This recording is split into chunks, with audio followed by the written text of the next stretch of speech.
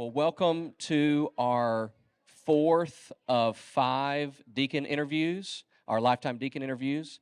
And tonight we have the privilege of interviewing Fred Lakeman. Fred and Rita have been a part of our church for a long time, just celebrated your 50th anniversary of joining Shades Crest. But maybe take me back maybe a little farther than that, and tell us a little bit about growing up, where you grew up, and what it was like growing up. I grew up in downtown metropolitan Haleyville, Alabama. It is a suburb of Ewan in North Alabama, and the population was 5,000 during tourist season, and its only claim to fame, it is the home of 911. The first 911 call ever made was from Haleyville, Alabama. Well, tell us a little bit about your kind of spiritual upbringing in Haleyville and what that was like. Okay. I must confess that I was a Methodist for 20 years. My mother and father were very active in the First Methodist Church of Haleyville, and we sat halfway down on the piano side in front of the window dedicated to Grace E. Lakeman, my paternal grandmother. And we were there every time the door opened, from twice on Sunday and once on Wednesday. And I will never forget informing my parents that I was the only child in Haleyville that had to go to church on Sunday night. The rest of the world was staying home watching Walt Disney's Wonderful World of Color, and I missed it. I'm happy to report that I have now seen it streamed on Disney, but that didn't go over big with my parents. Let's see, what else about, when I've written my testimony before, everybody has a place to start. But in terms of my relationship with the Lord, it's a work in progress. And in some ways, I was a late start, but in some ways, my parents, I joined the church on Easter Sunday when I was in the 6th grade. I was baptized, sprinkled. That we all know that doesn't count. And that was checking a box where I could join the church because I knew my parents' expectations, so I did it. I'm not sure that maybe Jesus accepted me, but I certainly didn't accept all of him at that time. To their credit in the First Methodist Church, when I was in the 10th grade, I went to Camp Sumantonga. And after a week, my pastor, who was pastor for 3 years because Methodists only hang around 3 years, he was my teacher there, he was my counselor. But what he really did was he invited me to be his partner in doubles ping pong tournament, which we won. And I know now, looking back, that he could have won it by himself. He only let me play for my self-esteem. But after talking with him that week, the last night you're there, you have the Benedictine silence, where they ask you to be quiet from 6 o'clock at night till 10 o'clock at night, which was extremely difficult, I thought. But believe it or not, that night, I think was the first time I ever felt the Spirit of God in my life. And I think that time I committed a little more of my life to Jesus. But like I said, there have been ups and downs. We'll probably get to some of them as we go through this. So ping pong and silence brought you to the Lord. Yeah, and the preacher. And he the helped. preacher. Yeah. Tell us a little bit about meeting Rita and your relationship and everything, your family. Okay. Rita, I told you my mother taught well, I hadn't told you yet, but my mother taught home economics in high school, and one of her star students was Rita K. Barron. And I tried to date her when she was in the 8th grade, and her parents wisely said no. I never knew whether it was no, you shouldn't date in the 8th grade, or no, you shouldn't date Fred Lakeman. But after chasing her for 6 years, I finally caught her and married her when I think it was my first junior year at Alabama. She was a Baptist, And when we were engaged, we both decided that, you know, in our life together, we wanted to be united in one church. We wanted church to be a big part of our marriage and our family. So you won't find it hard to believe she's a much better Baptist than I was Methodist. So I joined the Baptist church and was baptized again by immersion, the real thing.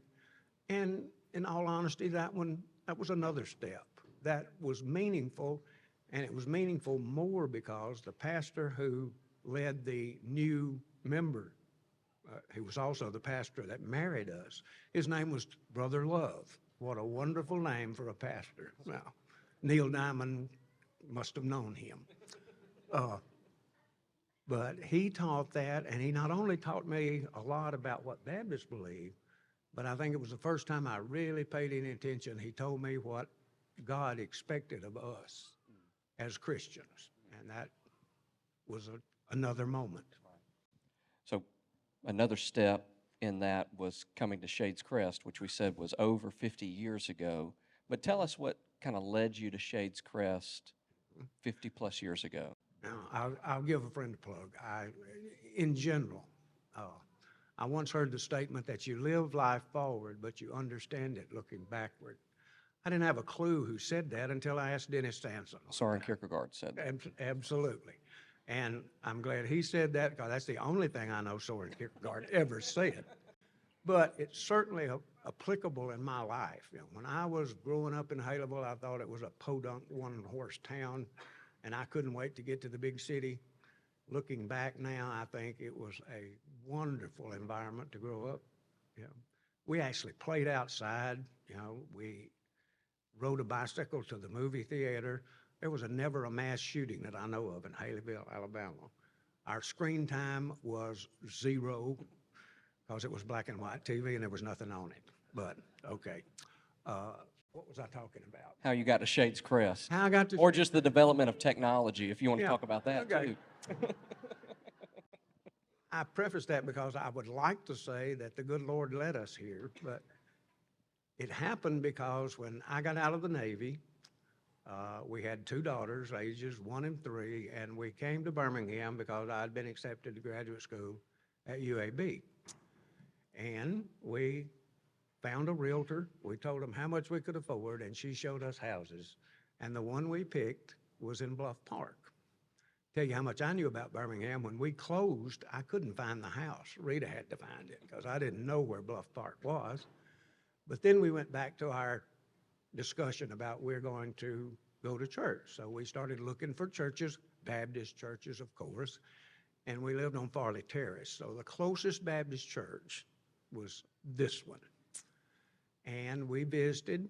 They had just called a new pastor named Jim Moody, and it was love at first sight. I mean, we came here, we felt welcome, we met a lot of nice people, and we never visited another church. So, to put it in perspective how long ago that was, Donna Henry had black hair, and Jimbo Moody had hair. Jimbo was 2 years old, and he was cute, but he outgrew that too. So. And how old was Donna at that point too? I'm just kidding. No, we're not going down that road. We won't go there. That was a softball. You obviously have a lot of decades here at Shades Crest, and along with that, a lot of memories. Share maybe a memory that you've had an opportunity to think back to and reflect upon that comes to mind. Yeah, I think of, there are hundreds, but if you got to put it down to one, I think one of my favorite memories is going on mission trips. And, excuse me, I would tell you the first mission trip I went on when I joined Shades Crest Baptist Church, I was invited by David Henry. He said, "You want to go to the beach with a bunch of guys? It's free." I said, "Sure, sign me up." When we got to Baldwin County, I found out there'd been a hurricane, and I was there to clean up afterwards. And we slept in the Baptist Association building on the floor. But that was my first one. My second one was much later, and it was a real construction trip. But I was in graduate school, and I told them I would love to go, but I don't have the money. The next day, I got a letter, and it was the details of the trip, and P.S., your way is paid. Uh,